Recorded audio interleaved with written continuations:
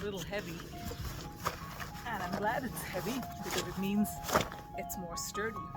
It's August and we're on the cusp of a new season. Fall's around the corner and Mr. Poop-head and I are really excited because a lot of gardening accessories are now on sale. So it's time to stock up. Now, the reason why I called him Mr. Poop-head is because a friend of mine borrowed him a few years ago to go to Burning Man and he had a bunch of bird poop all over his face. So the name kind of stuck. Anyway, I digress. I've been eyeing these raised beds and metallic galvanized ones ever since my friend Renee got them. They looked so stylish in her garden and they were also really productive over the past couple of years. I don't know whether it was just her green thumb or whether the raised beds had something to do with it. But I did have many questions. Is it going to last as long as they claim that it will? Will it rust? Leach more stuff into my edibles? And I also had questions about the construction. Is it going to cave? Is it going to bow? I'd heard people talk about both those things. And I also had questions around whether it was going to overheat because metal, it causes the soil to get warmer, I would expect. And in my Northern California climate, a few degrees difference in temperature with our really hot days could make a big difference. And then there was the cost factor. What height should I get and how much is it going to cost for me to fill that? Soil is really expensive. And the raised beds themselves, I've seen them come in a range of prices from the relatively cheap to the really expensive. So which ones was I supposed to buy? Did it really make a difference? And my dad always used to say the cheaper it is, the costlier it becomes. So I've been binging on YouTube videos of people that own these raised beds and I've been doing a lot of research. And so I came up with these 6 main things that you need to look for if you're looking to invest in a metal raised bed, and I'll get into that as the subject of this video. So I was really excited and it was actually really timely when Vegega reached out to me. They're the makers of really nice raised garden beds and other accessories for the garden, and they asked me to review their product. So we're going to do that as well. We're going to unbox this thing, we're going to set it up, we're going to fill it up, and then we're finally going to plant it up as well. So when I told Vegega that I was in the process of setting up my fall garden and I wanted to grow peas, they also very kindly sent me a trellis. So we're going to be unboxing that as well. So this raised bed, this is a 17-inch tall raised bed, so about yay high I would imagine. It's a 6-in-1 upgrade, which means that you can make 6 different designs from it. And I'm going to be making the long, narrow design, which is what the picture over here shows. It is a night blue, which is a beautiful color. It's going to be a statement piece, and I'm going to show you the space that I'm going to be setting it up, actually right in front of this bench here. So it's going to be pretty obvious in my garden, and I want it to stand out because from the pictures, it's a beautiful raised bed. And with the trellis, it's going to look awesome. Packaging is really important for these raised beds because you want to do your best to protect the surface from scratches. That is what can start some of that corrosion process. Look at the beautiful packaging. Everything is kept separate from each other, and there's also a plastic sheet that adheres to the metal that will additionally protect it. So let's take this out. I am already loving the color. This is the tape that goes along the top to protect your hands from the sharp edges. Got a manual in here, has the assembly instructions, and it tells you how to set up all of the various configurations for the 6-in-1. So this is the instructions guide. Pretty simple and straightforward. It shows you the parts and it shows you step by step what to do. So this over here is my raised bed, and this is the configuration that I'm going to be setting it up, and there are other configurations as well. This is a 6-in-1. So you can do various shapes, but mostly it's either a longer rectangular kind of shape or a shorter, more squarish kind of shape, and then you kind of go down in size after that by removing panels, and that's how you get the 6-in-1. It's a little heavy. And I'm glad it's heavy because it means it's more sturdy. These are bracing rods, and we'll get into this in just a moment. These are all the screws. By the way, the shipping was really timely. It came very quickly, within a week, and shipping is free. and we've got the tool that we need, but I'm actually going to be using my power tools. So I'll be right back. So as I took these out, I already noticed one thing that I really like, and that is that it is dark blue on the outside, but it is white on the inside. So I'm sure that's going to help with the temperature difference. The representative at Vegega said that there's only a 5-degree difference in temperature between the navy blue and the white. So not very much. I just clipped all my nails. So hopefully it's still easy enough to remove. Looks like it, you just got to get one corner off and the rest should come out fairly easily.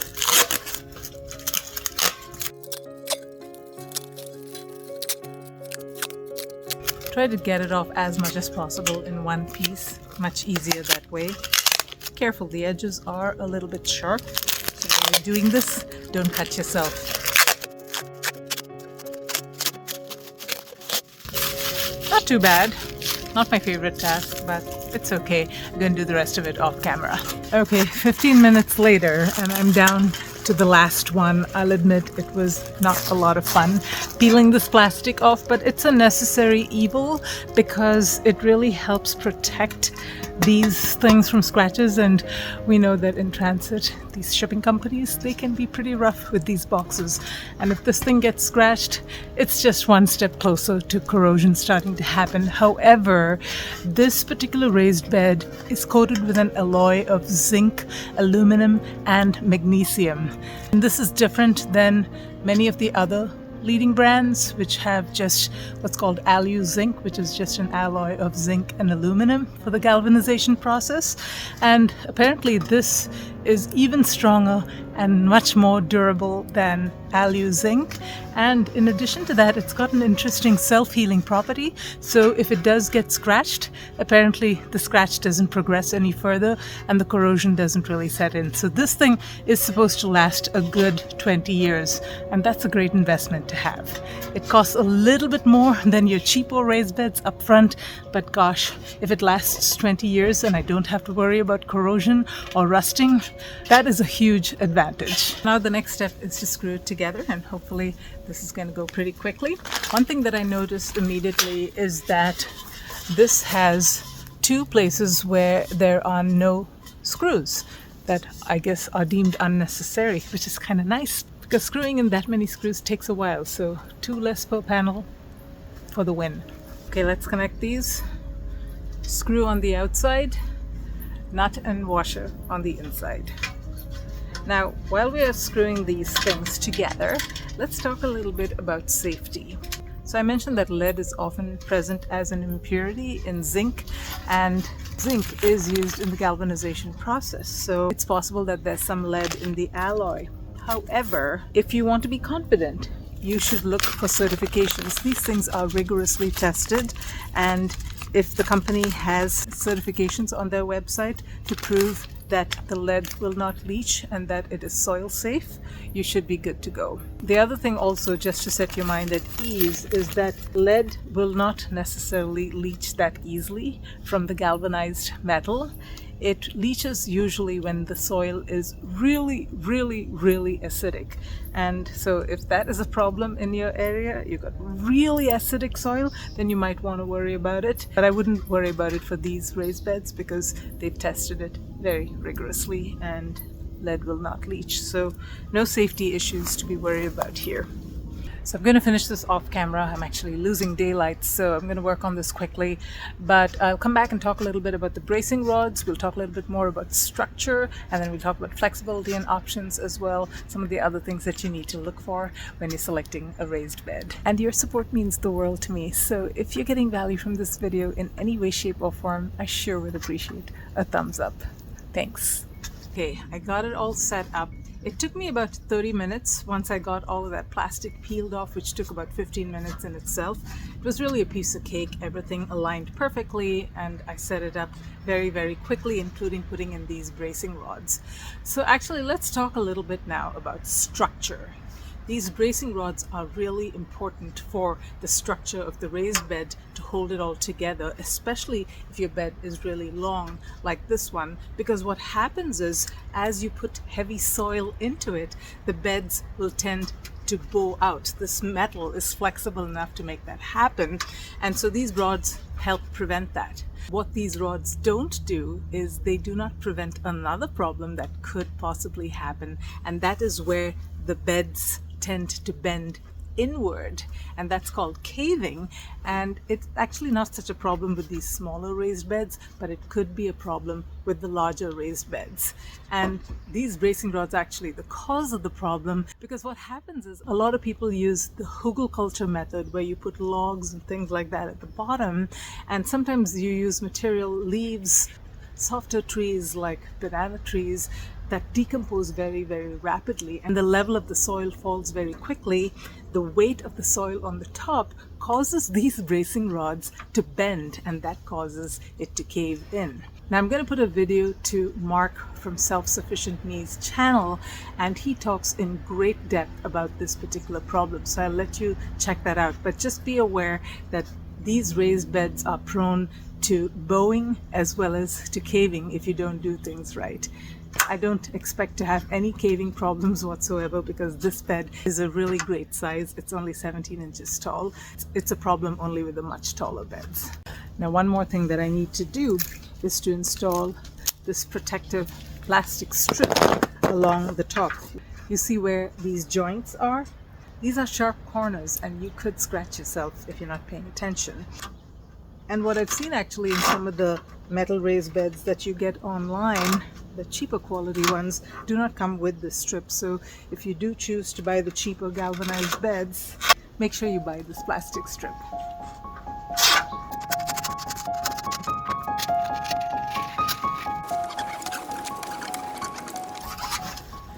So let's talk about flexibility of options now. And that's actually one of the things that I really love about this particular raised bed company, is that they give you many, many options and configurations that you can make, starting with a basic setup like this.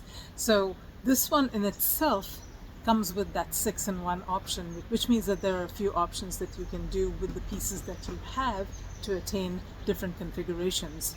But you can also purchase additional parts, if you will, panels and curved edges, and you can actually DIY your own shapes. And they've also got many shapes, special shapes that you can choose from. They've got like castle shapes and tiered shapes and U shapes and L shapes and keyhole shapes. So there's a variety to select from. Of course, it's ideal if you use the same company to buy all your raised beds, and then you can do whatever mix and match that you want.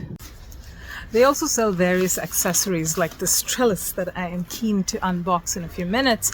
And you can also buy other things like, for example, gopher wire. I've been having a lot of problems with gophers lately. So they sell a kit with hardware cloth and garden staples that you can use to lay under your raised beds to protect it from gophers. I decided to DIY that myself because I had some hardware cloth lying around. So I'm going to be putting this down. It's just about 6 inches wider than the raised bed all around. So I'll be putting this down before I install my raised beds, because those gophers have been playing havoc in my yard this year. Okay, I'm going to install this right about here in front of Mr. Poop-head. I think this is roughly the center. I'm not going to measure anything. You do not want to let perfection slow you down. You can quote me on that. And I've kind of just moved the wood chips aside. I haven't bothered to remove any weeds. They're all going to get smothered, and 17 inches is way enough to prevent them from coming up again.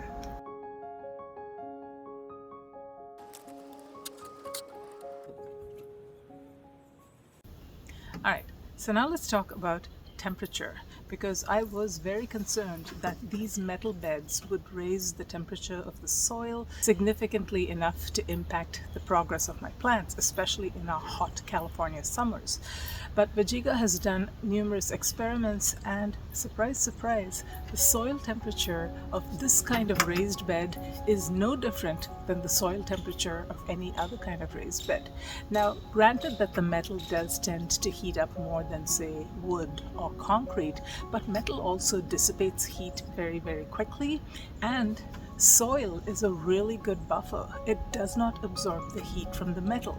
Now, I still wouldn't plant my young seedlings very close to the edge. I'd put them more towards maybe 6 inches away from it, just to be on the safe side. The color of the raised bed also does not seem to impact the soil temperature at all. So we're good to go with temperature. So I did check in with my friend Renee as well, and she told me that there's no impact whatsoever with these metal beds on the temperature of the soil. So I trust her.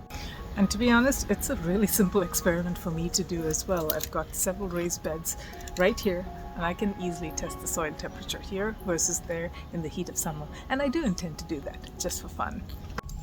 Okay, the moment I've been waiting for. I'm going to go ahead and unbox my trellis.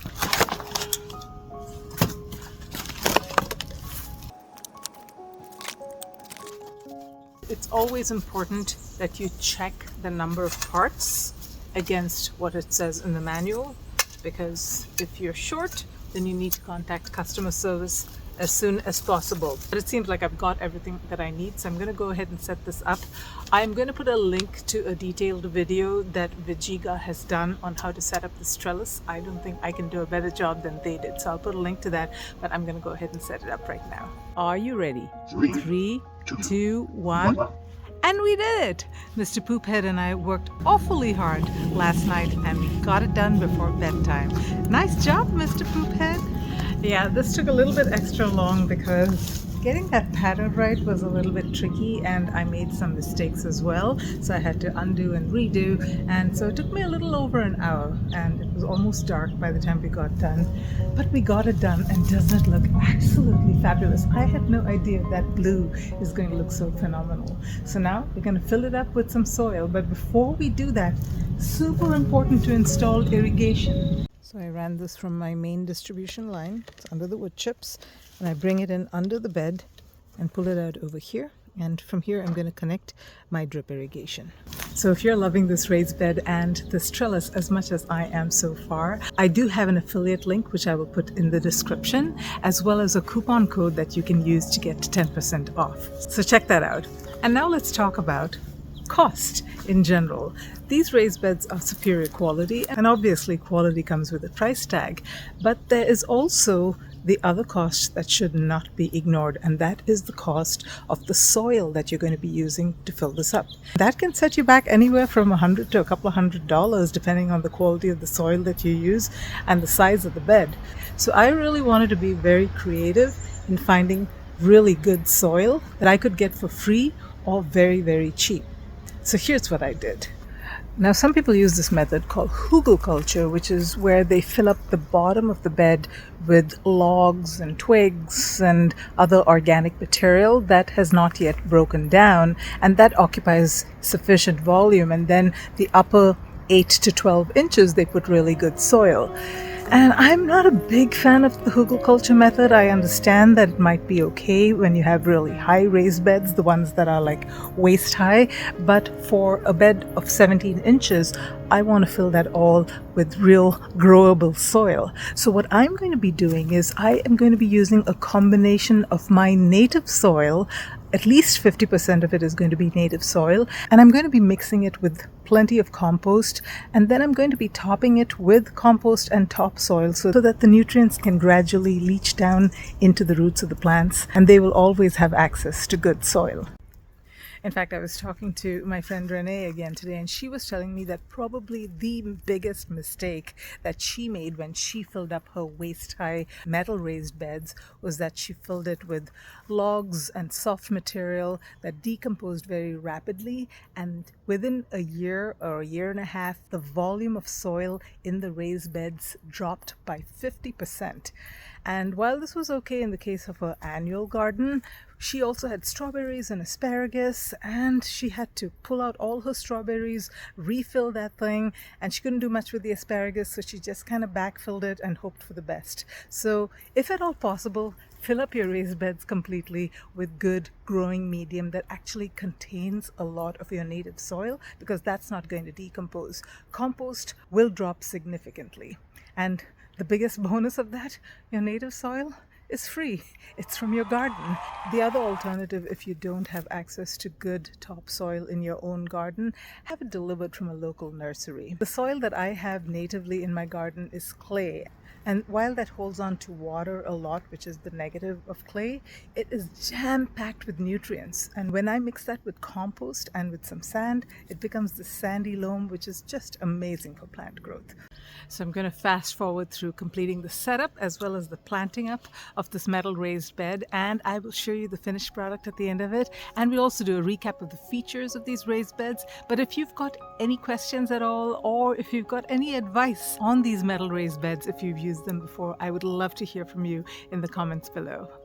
Until next time, live green and love your greens.